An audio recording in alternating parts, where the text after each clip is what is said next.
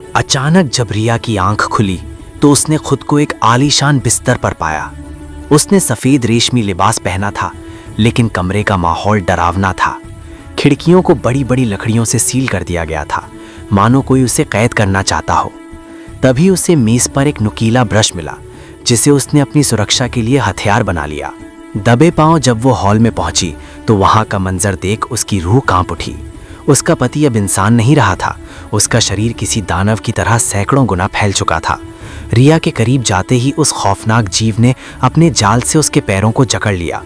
मौत को सामने देख रिया ने जान बचाने के लिए एक चाल चली और झूठा नाटक करते हुए उससे अपने प्यार का इजहार किया। अपनी पत्नी की आवाज़ सुनकर उस दरिंदे के भीतर सोया हुआ इंसान जाग उठा। उसने अपनी पकड़ ढीली कर दी।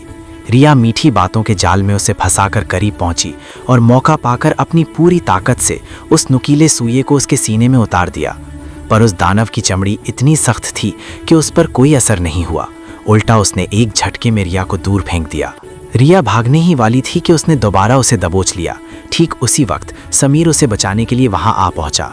समीर जैसे ही हमला करने वाला था, उस शैतान ने उसे भी अपनी गिरफ्त में ले लिया। अब वो जीव आग बबूला हो चुका था और उसके शरीर से 2 जहरीले कांटे निकल आए। अगर वो जहर समीर के खून में मिल जाता तो वो भी एक जिंदा लाश बन जाता। तभी समीर की नज़र पास पड़े गैस सिलेंडर पर पड़ी। मौत को मात देने के लिए उसने चालाकी से उन जहरीले कांटों को सीधे सिलेंडर के पाइप में घुसा दिया। देखते ही देखते हाई प्रेशर गैस उस शैतान के शरीर के अंदर भरने लगी। एक जोरदार धमाका हुआ और पल भर में सब कुछ राख हो गया। खुशकिस्मती से रिया और समीर इस तबाही में बच निकले। इस खौफनाक मंजर के ख़त्म होने के बाद अब समीर की जिम्मेदारी थी कि वो बचे हुए लोगों के साथ मिलकर इस उजड़ी हुई दुनिया को फिर से बसाए।